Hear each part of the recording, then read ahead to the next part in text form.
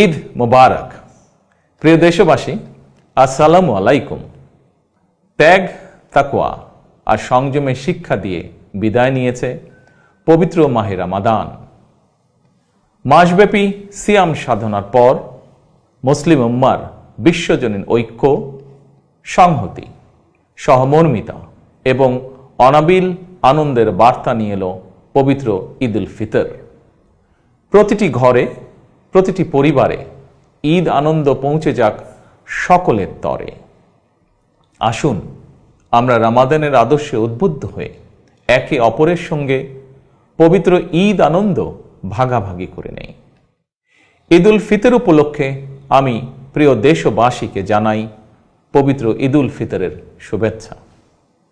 বাংলাদেশ সহ বিশ্ব মুসলিম উম্মার প্রতি জানাই আন্তরিক অভিনন্দন ও মোবারকবাদ। ঈদ মোবারক। আল্লাহ হাফেজ।